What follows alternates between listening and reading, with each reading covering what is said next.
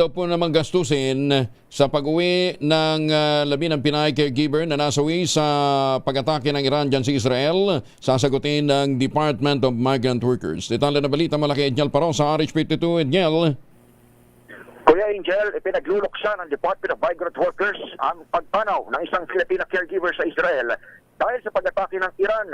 Ayon kay DMW Secretary Hans Leo Kaktak, magbibigay ng buong suporta at financial assistance sa kagawaran sa iniwang pamilya ni Leia Mosquera. Kabilang dito ang gastos sa pagpapauwi at libing sa mga labi, gayon din ang lipad ng kapwa OFW at kapatid ng biktima.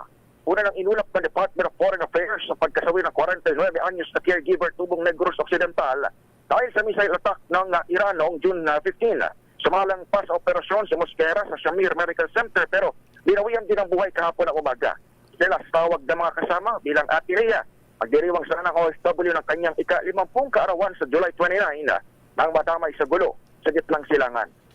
Ito sa Edniel Parrosa, nag-uulat para sa DZRH. Una sa Pilipinas, una sa Pilipino. Maraming salamat, Edniel. Magan.